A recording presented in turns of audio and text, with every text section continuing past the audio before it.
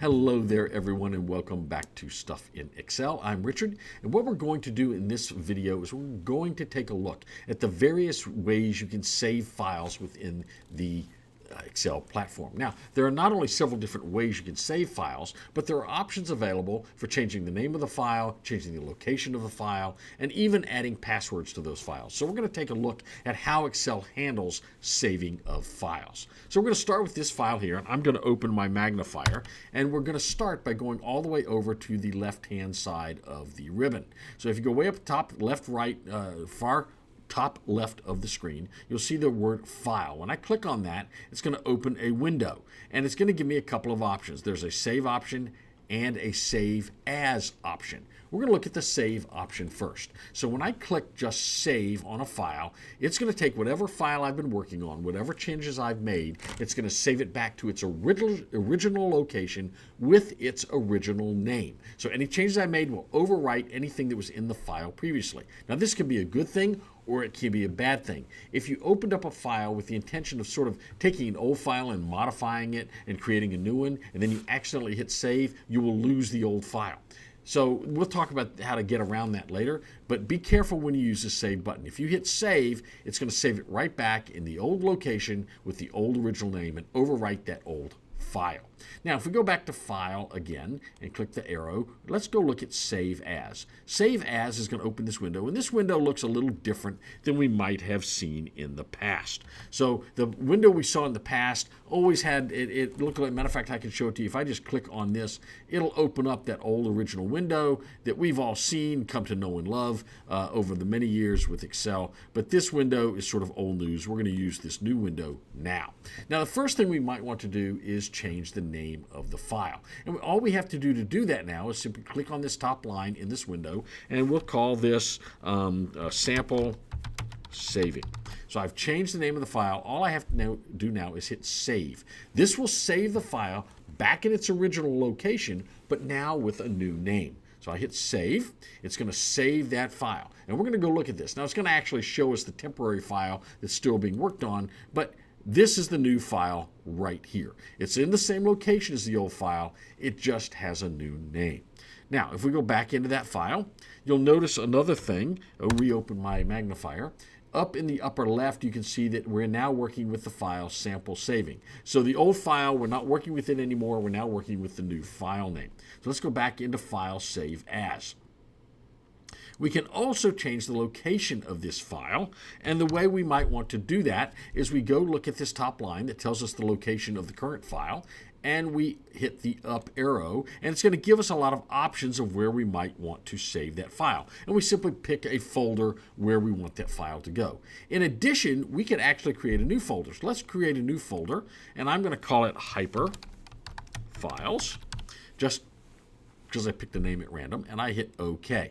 Now, when I do that, you'll notice it has added hyperfiles to my list of possible places where I could save this file. So if I now go click on this folder, it's going to give me a new location. I can type in a new name just because I wanted to see what's going to happen. I hit save, and it's going to now save this in a new location. So if I close this down, you'll notice that I've got within my Excel videos, I now go to clean folder, and actually there's a new file here, folder called Hyperfiles, and when I click on it, there's my hyper.xlsx right there, and I'll change the view of it so you can see there's our file that we just saved in a new location. So back to our file, go back to File, Save As, and we reopen our window, and there's a couple of other things we might want to do. And one of the things is adding passwords. So if we go to More Options, it's going to open this window. And again, we're right back to the old window that we're very, very familiar with. And so we're going to go down to Tools. Now, when we open Tools, it gives us 4 options. It gives us Map, Network Drive, Web Options, General Options, and Compressed Pictures. I want to focus on the General Options choice here. Now, first of all, I don't know why they call it General Options, because when we click on it, the only thing we get is password options. So why didn't they call this particular choice password options. I don't know. But when you click on it, you're going to get this option here that you can create passwords. And there's really 3 different ways you can save this file that restricts it. The first one is the password to open a file. You see that right here in the middle of the screen. Let me turn on my magnifier again. It's our password to open a file. Now, it's important to remember that you have to remember this password.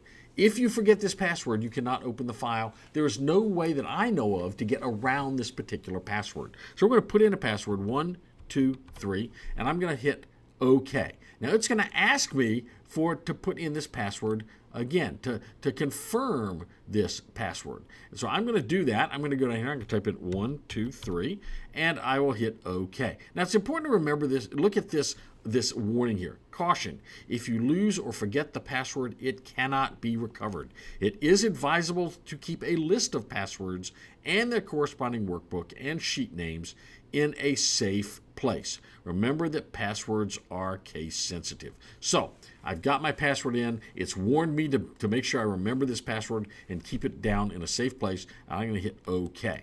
Now it's going to save this file now with a password. So if I close this down, and I'm going to hit, I'll just go here and get out of this and hit save. It says it already exists, or I want to create it. I'll say yes. And now, if I'm going to close this file down, and we'll go into our hyper.xlsx file, and I'll click on that file. It's going to open up, but it's going to ask me for a password to open the file. So it's opening, and over here it is, right in the middle of the screen. What's the password, right? So I'm going to put in the password, 1, 2, 3. It's going to ask me, it didn't ask me to confirm it, so now it opens the file. So that's good. I've got the file opened now. Now, there are other options available to us as well. Back to File, Save As. We're going to go back to our options.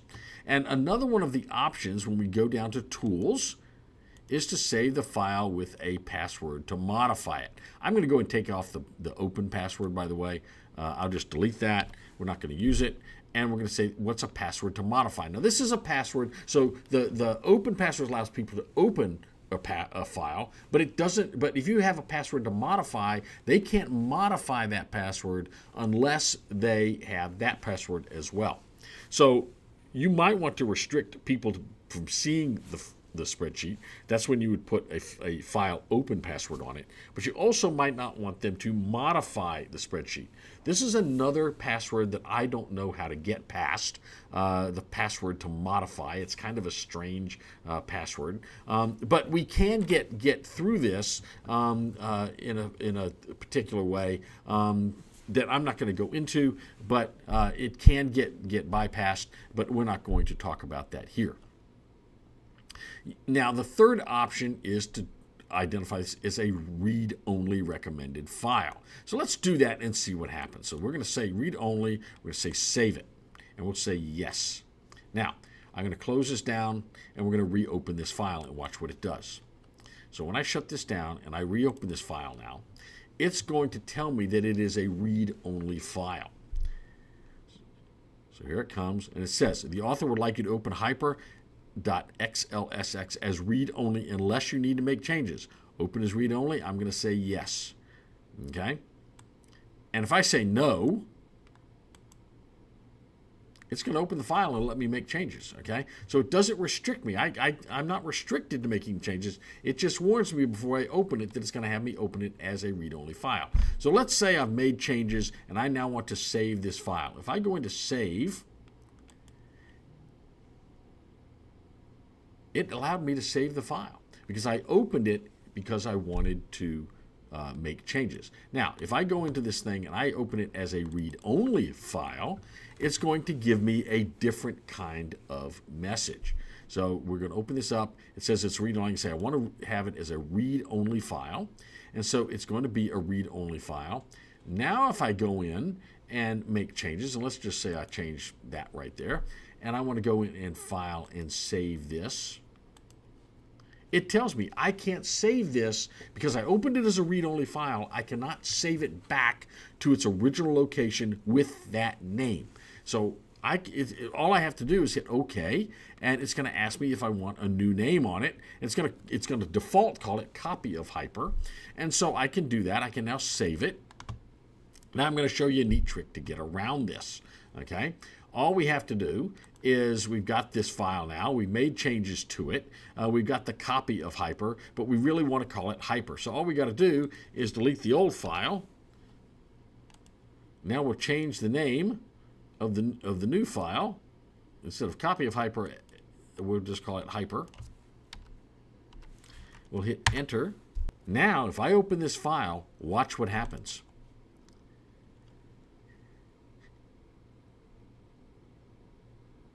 Even though I changed the file and saved it as a copy and then changed the name over, it still kept the feature that it's a read-only file because that's the way I originally opened it. So it's a different file than the old one, but it's still read-only. So if I want to change this in such a way that I don't have the read-only feature, I have to open it by saying no here. And that will allow me now, when I save it, to save it without the read-only feature. So a little bit about saving files. Hopefully this was helpful. We'll see you real soon right here on Stuff in Excel.